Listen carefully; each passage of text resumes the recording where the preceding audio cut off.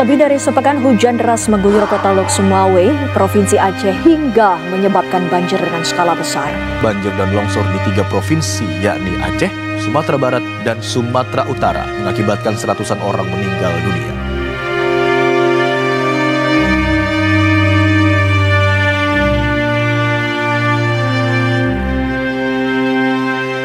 Banjir itu bukan cuma sekedar air yang meluap, ya, tapi tentang apa yang salah dari cara kita memperlakukan bumi. Halo teman-teman sekalian, kembali lagi di channel Bayu Baik ini.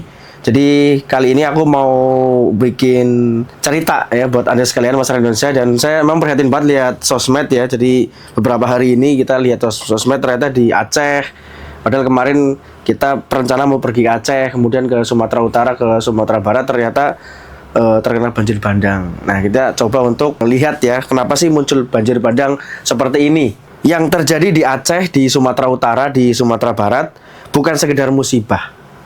Ini aku coba kaji dari perspektif diriku, Bayu Baik. Jadi sebelum lebih lanjut, bantu subscribe channel ini loh. Oke, terima kasih atas subscribe-nya. Nah, banjir ini adalah sinyal keras bahwa bukan sekedar masalah hujan. Jadi ini ada permasalahan yang mendasar yang harus kita beresin bersama-sama. Jadi kalau kita lihat ya, banjir itu bukan peristiwa yang sekaligus sebenarnya. Yang pertama ya. Jadi karena banjir ini merupakan sebenarnya akumulasi dari bertahun-tahun kita hidup dan merawat bumi ini. Kalau kita lihat contoh ya, banjir di Aceh seperti ini. Hampir beberapa puluh kabupaten, di Sumatera Utara, Tapanuli Tengah itu, kemudian di Aceh juga Aceh Tengah, Sumatera Barat di Agam segala macam. Kita lihat video-videonya kayak gini. Ini sangat memprihatinkan dan kita sangat berbelasungkawa atas kejadian banjir ini. Termasuk sampai kemudian adanya penjarahan di retail modern. Yang kemudian warga mengatakan bahwa ini karena kami cuma ngambil 3 bungkus mie instan karena kami kekurangan makanan. Ini sangat menggerus hati kita sebagai orang Indonesia. Banjir di Aceh, di Sumatera Barat, di Sumatera Utara itu datangnya nggak tiba-tiba, ya. Bukan karena hujan yang kemarin sore, kemarin malam, kemarin pagi, itu bukan. Tapi ini merupakan sebenarnya kalau kita lihat akumulasi dari masalah yang menumpuk sehingga sedikit demi sedikit terus-menerus lama-lama menjadi akumulasi problem yang sangat mengerikan, yaitu banjir bandang. Dan ini kan dahsyat banget tuh, bahkan salah satu bencana besar ya setelah tsunami kalau di Aceh. Nah, kali ini aku pengen menganalisa. Jadi ada beberapa akar masalah. Jadi kita mau membicarakan akar masalah kenapa munculnya banjir ini.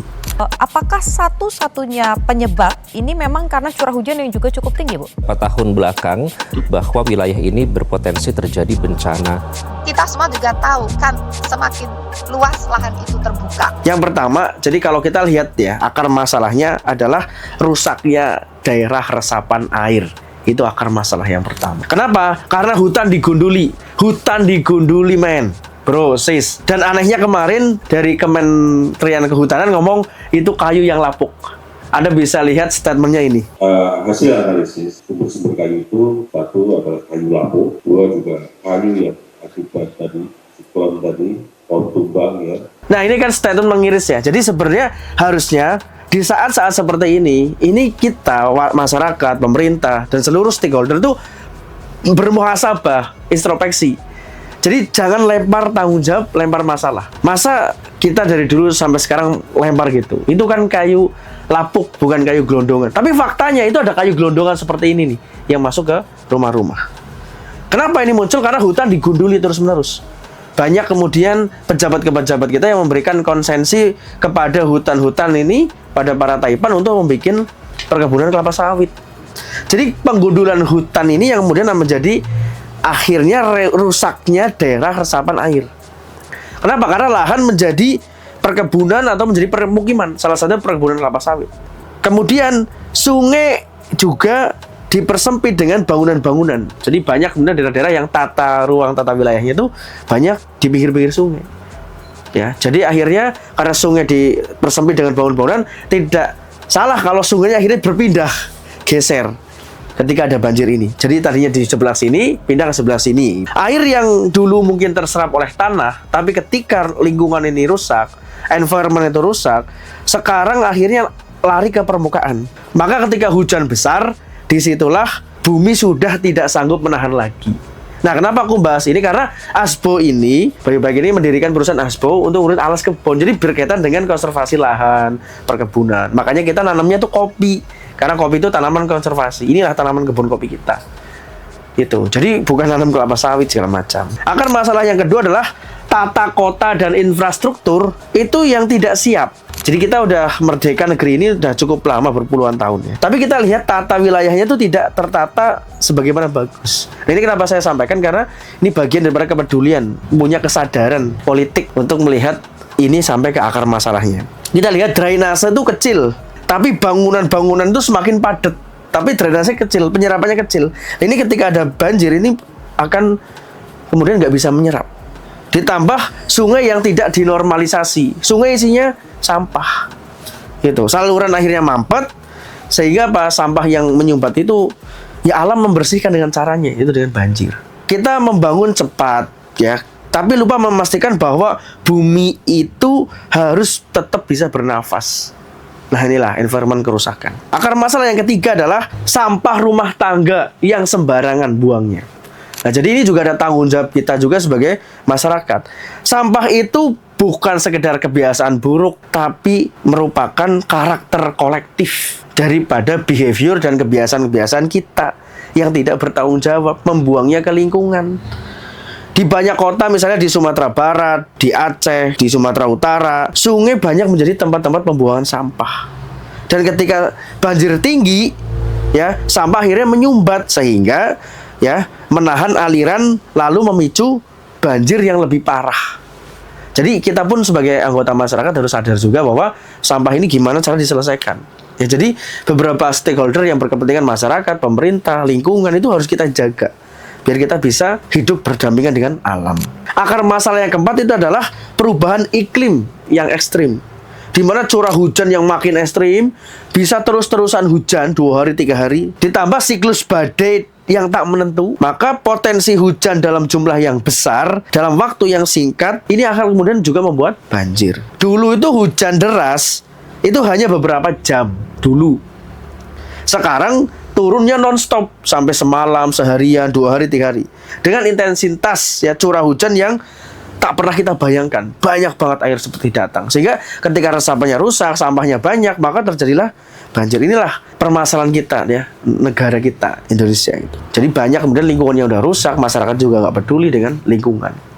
Mari dengan momentum ini kita berbenah ya, sehingga bencana ini bisa kita hindari. Akar masalah yang kelima itu adalah lemahnya pengawasan serta penegakan aturan oleh government. Jadi banyak hutan yang dibabat tanpa kontrol. Nah, harusnya Kementerian Kehutanan itu tidak seperti itu, membiarkan begitu saja perabanan hutan, pemberian konsensi, membuat perkebunan ya segala macam. Termasuk ada kasus kayak gini kok kemudian menyampaikan bahwa ini adalah kayu lapuk, bukan kayu gelondongan. Nah, ini kan harusnya momentum ini untuk berbenah, untuk memperbaiki. Janganlah kemudian saling melempar. Ini kan rakyat udah muak dengan berbagai seperti ini. Jadi banyak hutan yang dibuka tanpa kontrol, tanpa penanaman, tanpa penghijauan, tanpa pembangunan daerah konservasi itu. Banyak sungai yang kemudian dipersempit tanpa izin untuk mendirikan bangunan, pusat-pusat komersial. Banyak bangunan juga yang berdiri tanpa memperhatikan resiko bencana. Nah, jadi bagaimana resiko tentang bencana itu juga harus dipahami. Bencana itu akhirnya apa? Dibayar oleh masyarakat kecil. Yang kasihan kan masyarakat kecil.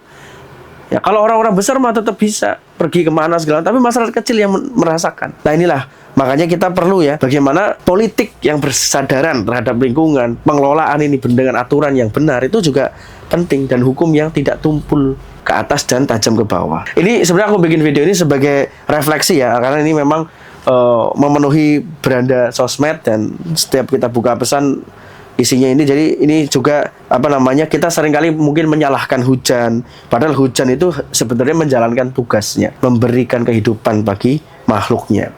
Yang salah itu adalah cara kita memperlakukan tanah, hutan, sungai, serta gunung. Ya, orang sekarang pergi ke gunung bawa sampah. Ya, jadi apa sih esensinya pergi healing segala macam kalau ngerusak? Bukan untuk mengkonservasi. Makanya apa yang aku lakukan di Asbo ini, kita menanam kopi itu bagian dari konservasi karena akarnya menyerap air, mempertahankan lereng itu tidak longsor. Bumi itu sebenarnya sabar. Tapi ketika kita terus-menerus merusak tanpa ada batasan, akhirnya apa? Bumi itu mengingatkan kita, Allah mengingatkan kita bahwa kita merusak buminya. Dan ingatlah bahwa ini merupakan karena tangan-tangan manusia, sebagaimana dijelaskan dalam Quran. Allah mengingatkan kita. Pengingatannya dalam bentuk bencana. Jadi ini merupakan pelajaran momentum kita untuk berbenah. Dan di video ini juga aku dari Asbo dan masuk saya pribadi mengucapkan bela sungkawa pada teman-teman yang ada di Sibolga, di Aceh Tengah, di Tapanuli, di Sumatera, di Aceh, Sumatera Barat, Sumatera. Sabarlah. Insya Allah melalui ini Allah sedang kemudian menguji kita dan terhadap korban ya, kemudian keluarga korban sabar gitu. Jadi kita hanya bisa bersabar itu, korban meninggal hampir 400-an lebih gitu, semuanya kota-kota rusak segala macam.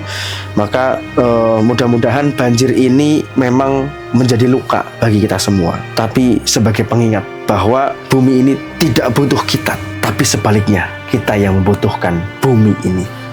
Saya baik-baik, barakallahu fikum.